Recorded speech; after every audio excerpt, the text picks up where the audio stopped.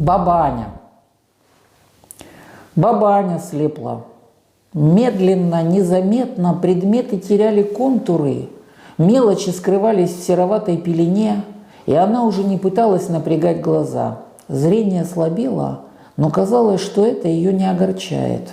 Чем больше серая дымка скрывала окружающие детали, тем яснее виделась бабе Ане прошлое. Ее большая семья, погруженная каждый в свои заботы, почти не обращали внимания ни на ее молчание, ни на то, что она ходит, ощупывая стены. Она жила, не изменяя своим привычкам. Стирала себе сама хозяйственным мылом. В пятницу пекла свои знаменитые пироги, только теперь она все это делала на ощупь. Благо, в семье даже 5-летний правнук приучены были ею класть каждую вещь на свое определенное место. Погружаясь в воспоминания все глубже, баба Аня, как сквозь сон, ощущала жизнь своей большой семьи. Ее ясный ум, хороший слух и интуиция позволяли ей, почти не видя и почти не общаясь, четко понимать, кто и чем живет и дышит. Внучка завела себе кого-то на стороне, дочь об этом знала, их бу-бу-бу и приглушенные разговоры по телефону в ванной, когда включен душ, баба Аня даже не слушала, просто понимала, что семья больна ложью. Или новое время так меняет понятие чести и верности, или все то, что она считала важным, обесценилось и превратилось в ничто, в пыль, в дымку, похожую на ту непроглядную дымку, что прячет от бабы Ани окружающий мир. И своего зятя, и внучкиного мужа баба Аня не любила. Старшего зятя за его мягкотелость и истеричность, внучатого за наглость и лень. Но, несмотря на эту нелюбовь, было больно и муторно. Да еще к душевным мукам добавилось это странное новое ощущение голода, даже ночью. Так было очень давно, когда баба Аня в 13 лет сперва работала на заводе, а потом в госпитале. Она помнит, что есть хотелось все время, даже сразу после еды, даже рядом с гангренозными и только что умершими. Причем хотелось каких-то невозможных в современном быту блюд, пирогов с посленом, затирухи, конфет-подушечек.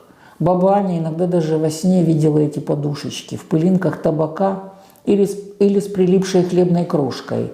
Вспомнился вдруг мальчишка-бродяжка, который все время крутился возле госпиталя. Он пел песни раненым, и его подкармливали. Но кто он и откуда приходит, никто не знал. Однажды Аня поймала его во дворе. У мальчика нос распух, как картошка, и лицо странно расплылось. После быстрого осмотра и расспросов, которые пришлось сопровождать тычками, мальчишка признался. Запихнул в нос 2 фасолины, чтобы они проросли, и ему больше не хотелось есть. Чудом спасли того бедолагу.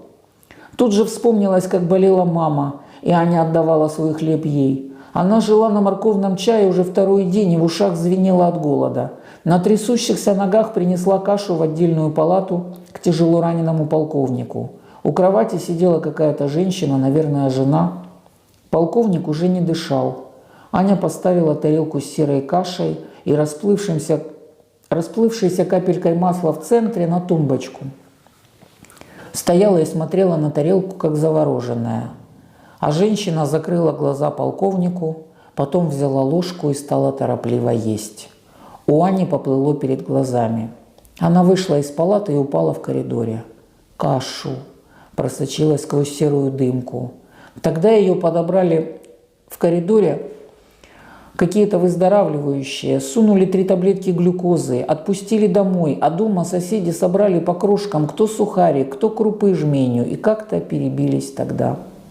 В вонючую кашу опять просочилась, и больно резанул ухо звонкий голосок правнука.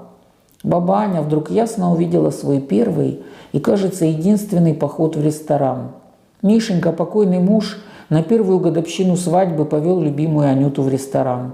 Как не верилось в происходящее, как ощущала себя какой-то барыней старорежимной. «Я не буду есть эту вонючую кашу!» – вопил правнук. Баба Аня судорожно вздохнула и вдруг беззвучно заплакала. Наказывать ребенка было не за что, но ей захотелось закатить оплеуху и ему, и всем сидящим за столом. Но вместо этого она встала и, очень прямо держа спину, вышла из-за стола. Теперь она ела в одиночестве. Домашние списали ее поведение на очередную старческую странность. Серая пелена становилась все гуще, все непрогляднее. Зато Миша, мама и сестры Лёля и Катюша виделись так отчетливо, что казалось, они рядом и снова живы. Ночью, когда вся квартира погружалась в сон, баба Аня ходила по комнатам и мысленно разговаривала с живыми и уже давно ушедшими близкими. Она рассказывала маме и мужу, и сестрам, что помнит их каждую черточку и каждую минуту с ними, что ужасно жалеет о том, что часто была невнимательна к ним. Ближе к утру баба Аня медленно укладывается в постель, закрывает почти незрячие глаза и засыпает. Снится ей родная Воронцовка, Днепр, дедова лодка. Она садится в лодку и, споро работая веслами, плывет к другому берегу, где ее ждут мама, Миша, Катя и Лёля.